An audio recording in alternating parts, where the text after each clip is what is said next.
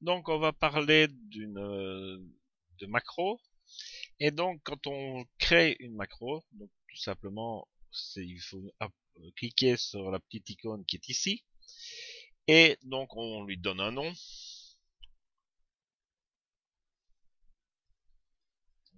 On va l'appeler C. Et dans quel ensemble de macros on veut la mettre. Si vous voulez affecter des touches de fonction ou des raccourcis clavier. Et si vous voulez mettre une couleur à cette macro. La couleur, vous ne la voyez absolument pas. La seule moyen de la voir, c'est si maintenant vous mettez en mode bouton. Je ne peux pas avec la macro est lancée ici. Donc, une macro, c'est quoi? Donc, ça enregistre toutes vos actions à l'écran. Alors, toutes les actions, pas vraiment. Donc, si maintenant je vais placer l'historique, excusez-moi, l'historique ici au-dessus,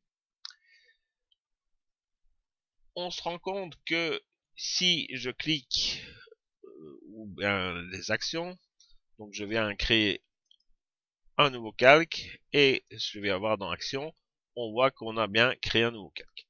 Si maintenant je prends le pinceau et que je viens dimensionner le pinceau, vous voyez qu'il ne se passe rien dans la macro. Si maintenant avec le pinceau je mets je vais dire que je mets quelque chose dans la fenêtre, il ne se passe rien en macro. Par contre, si donc ceci vous voulez l'annuler et que vous faites un CTRL-Z, mais qu'est-ce qui se passe?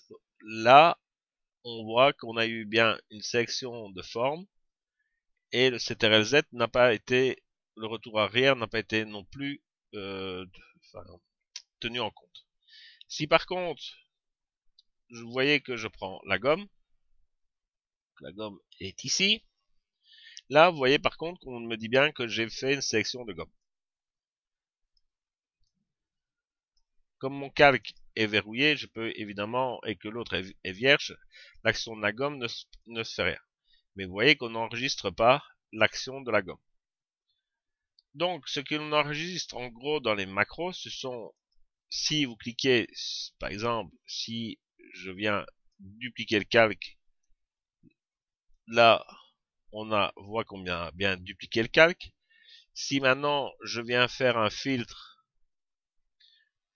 par exemple, divers, passe haut, et que je fais un passe haut de 3 pixels, et que je le passe ensuite en incrustation, ceci, on voit qu'il est bien mis ici, que j'ai dupliqué le calque, j'ai fait un passe haut, et définir le calque à l'état actif, ça c'est pour quand j'ai été mettre en incrustation.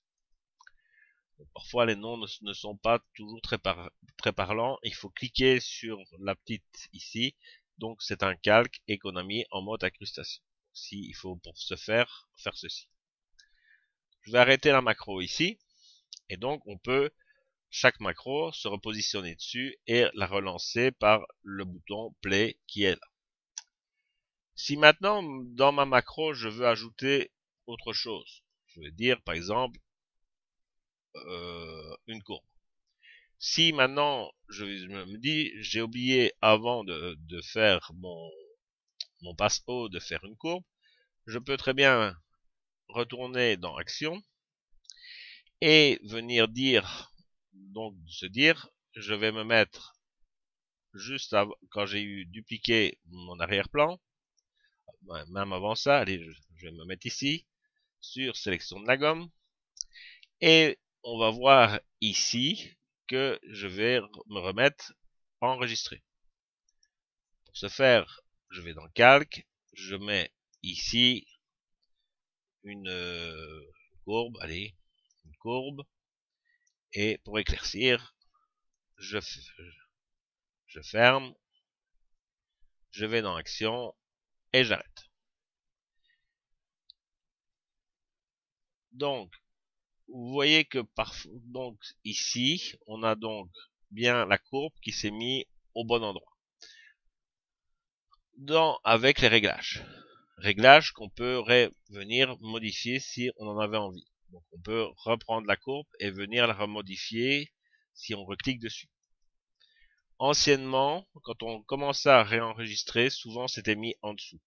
Donc, si maintenant je veux le déplacer avant ou après une action, je peux quand même la prendre et venir la placer au-dessus d'une autre ou en dessous d'une autre, etc.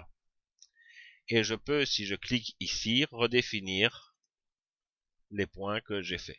Si je fais ceci et que je vais faire OK, donc on va voir que mes points 124, 147 ont changé en 104, 180.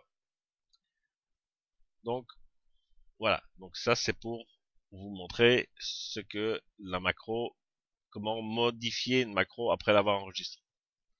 Et je le rappelle, mais je l'avais déjà dit, que si on clique sur l'icône ici, vous aurez la possibilité de la modifier. Donc le script va s'arrêter, le temps que vous modifiez la courbe et que vous mettiez OK, et puis il continuera les autres actions.